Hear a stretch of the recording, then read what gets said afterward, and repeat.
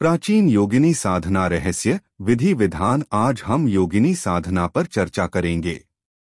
यद्यपि स्त्री का हर रूप मधुर होता है, फिर भी जीवन में हर रूप का एक निश्चित अर्थ और महत्वपूर्ण स्थान होता है। चाहे माँ का रूप हो, बहन हो या बेटी का, चाहे वह पत्नी हो या प्रेमिका या दोस्त, स्वरूप भिन्न हो सकते हैं, लेकिन गहरे दृष्टिकोण से हर रूप भोग के प्रयास में डूबे मातृत्व के एक अंतरशाला का प्रवाह लेकर ही चलता है, क्योंकि ऐसा करना हर स्त्री का मूल धर्म है। लेकिन इन सभी रूपों से कुछ अलग है, जो न केवल विशिष्ट है बल्कि विशिष्ट भी है। उसी एक रूप योगिनी का नाम है।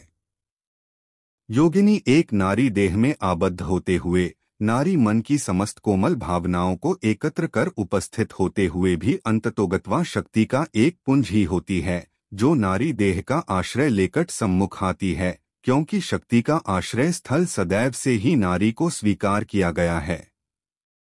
केवल साधक ही नहीं, प्रत्येक सामान्य मनुष्य के जीवन में भावनाएं होती हैं, जो उसे सहज प्रवाह दे सकती हैं।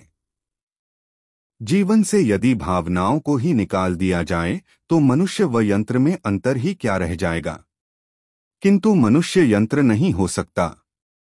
एक पहले ही इस युग की सभ्यता ने मनुष्य यंत्र बनाने में कोई कोर कसर नहीं छोड़ी है, जिसके परिणाम की अधिक व्याख्या या वर्णन की आवश्यकता नहीं है।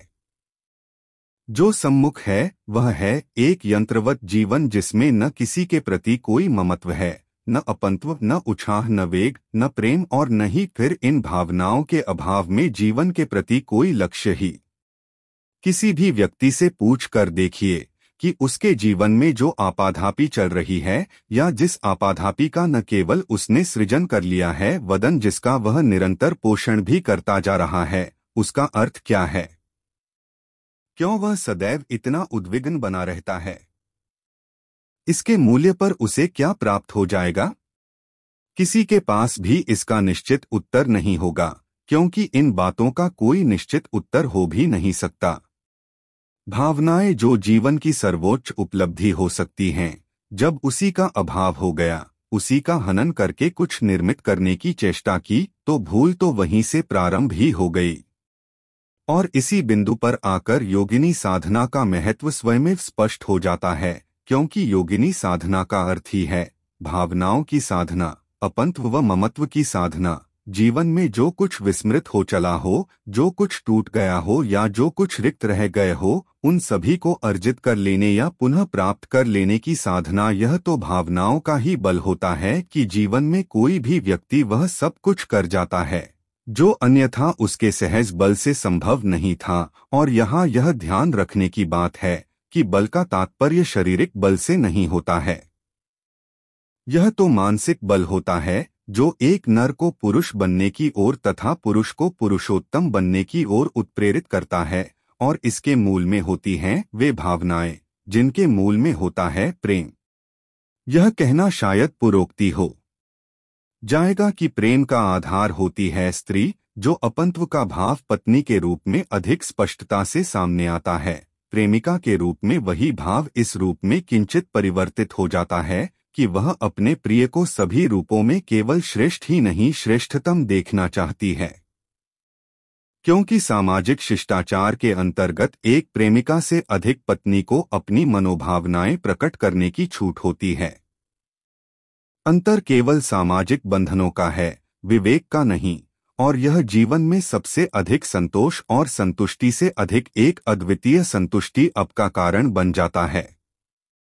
कोई मेरे लिए भी चिंतित रहता है, कोई वह अनखे रूप में मुझ पर अपना प्यार बरसाते रहते हैं, कोई मेरे बारे में भी सोचता रहता है, और सबसे बड़ी बात यह है कि कोई मेरे पूरे अस्तित्व पर अपना अधिकार मानता है। क्योंकि इसका मतलब है कि ऐसा आश्वासन मिलना भावनाओं पर आधारित केवल एक प्रकार की सुरक्षा भावना और आश्वासन ही वास्तविक सुरक्षा भावना दे सकता है। अन्यथा व्यक्ति को यह नहीं पता होता कि वह इसे प्राप्त करने के प्रयास में कहाँ भटकता है। जीवन एक निरपेक्ष घटना नहीं होती है। प्रत्येक व्यक्ति चाहे वह किसी भी पद प्रतिष्ठा अथवा आर्थिक स्थिति का क्यों न हो अपने जीवन का तानाबाना किसी व्यक्ति या और अधिक विशद रूप में कहें तो किसी भावना से जोड़कर ही बुनना चाहता है। सामान्यतः व्यक्ति अपने जीवन को या अपनी अस्मिता को अपने परिवार से जोड़कर जीवित रखना चाहता है। इसमें कोई अनुचित बात भी नहीं है। परिवार जैसी सामाजिक संस्था के निर्माण के पीछे उद्देश्य ही यही रहा है, किंतु निरंतर बढ़ते हुए आर्थिक एवं अन्यान्य दबावों के बाद क्या आज यह संभव रह गया है कि व्यक्ति अपनी जिम्मेदारियों से कुछ अलग हटकर अपने जीवन को आह्लाद व मधुरता देने वाले क्षणों के विषय में चिंतन तक कर सके। जीवन में ऐसी स्थिति आ जाने पर जिस प्रवाह की आवश्यकता होती है वह किसी गणित की अपेक्षा केवल साधनाओं से ही उपलब्ध हो सकती है, क्योंकि प्रत्येक साधना स्वयं में शक्ति का एक एक अजरा प्रवाह ही तो होती है। और यही तथ्य योगिनी साधना के विषय में भी पूर्णतः सत्य है। आज समाज में योगिनी शब्द को लेकर क्या धारणा है, इसको कदाचित विस्तार से बताने की आवश्यकता नहीं। अनेक व्यक्तियों की दृष्टि में भैरवी व योगिनी के मध्य भी कोई भेद नहीं होता। यूं भैरवी की प्रस्तुति ही कहाँ प्रासंगिक रूप में संभव हो पाई है, किंतु योगिनी इतना हल्का शब्द नहीं होता। योगिनी स्वयं में शक्ति तत्व की एक विशिष्ट प्रस्तुति व स्वरूप होती है, जिसकी साधना संपन्न करना प्राण तत्व को संचेतन करने का एक उपाय होता है। यह सत्य है कि योगिनी की प्रस्तुति एक प्रेमिका रूप में होती है, किंतु यह आवश्यक नहीं कि प्रेमिका शब्द से सदैव वासनात्मक अर्थ ही अभिप्रेत हो। क्या प्रेमिका शब्द से एक महिला मित्र का अर्थ अभिप्रेत नहीं हो सकता है? वस्तुत योगिनी का वर्णन प्रेमिका रूप में होने के जो है वह है कि भारतीय समाज इतना की मान्यताओं में महिला मित्र की कभी कोई ही नहीं रही, लेकिन जो भावगत है वह सदैव से यही रहा है। साथ ही प्रेमिका का तात्पर्य होता है ऐसी स्त्री जो अपने प्रिय पर अपना सावर कर देने में ही अपना सुख मन हो, और न केवल विलक्षण सौंदर्य के मेंट इस रूप में भी योगिनी की कोई भी उभी करने में असमर्थ ही होगी।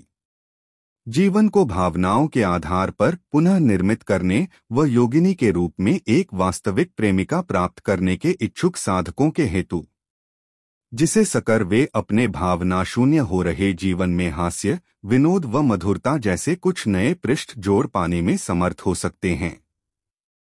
योगिनी साधना विधि। इस साधना में प्रवृत्त होने वाले साधकों के लिए आवश्यक है कि वे ताम्रपत्र पर अंकित योगिनी यंत्र व सफेद हकीक की माता को साधनात्मक उपकरण के रूप में प्राप्त कर लें। यह साधना उपरोक्त दिवस योगिनी एकादशी के अतिरिक्त किसी भी शुक्रवार को संपन्न की जा सकती है। साधना में वस्त्र आदि का रंग श्वेत होना चाहिए तथा दिशा उत्तर मुख होनी चाहिए।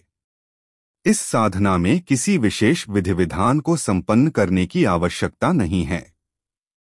यंत्र व माला का सामान्य पूजन करने पश्चात दत्तचित्त भाव से निम्न मंत्र की 11 माला मंत्र जप संपन्न करें। खिलता हुआ गोरा रंग भरा भरा सा पुष्ट मांसल बदन, अंडाकार चेहरा, खंजन पक्षी की भांति नयन और उन नयनों की एक एक चपलता में झिलमिलाते प्रेम के कई कई सदिश योगिनी तो स्वयं में एक उपमा है, उसकी उपमा दे भी तो किससे दें प्रेमिका। अवसर पर ही है। यह एक दिवसीय साधना है तथा साधना संपन्न करने के दूसरे दिन यंत्र 6 माला को किसी स्वच्छ जलाशय में या निर्जन स्थान पर विसर्जित कर देना चाहिए। जैसा कि प्रारंभ में कहा, योगिनी शक्ति तत्व का ही एक विशिष्ट प्रस्तुतिकरण होती है, अतः यह स्वाभाविक ही है कि इसे मनोयोग पूर्वक संपन्न करने वाले साधक को जीवन के प्रत्येक पक्ष में अनुकूलता मिलने की क्रिया स्वयमेव प्रारंभ हो जाए, चाहे वह धन संबंधी पक्ष हो, स्वास्थ्य की समस्या हो, सौंदर्य प्राप्ति की कामना हो या गृहस्थ जीवन के किसी भी पक्ष को स्पर्श करता कोई भी पक्ष क्यों न हो। प्रस्तुत साधना की एक अन्य गुहा विशेषता यह साधना भी है, अनुभवों को भी है कि यह प्रबल पौरुष प्राप्ति की साधना संपन्न करने के उपरांत अपने गोपनीय ही रखें। अगर आपको यह जानकारी पसंद आई है तो लाइक, सब्सक्राइब, शेयर करें।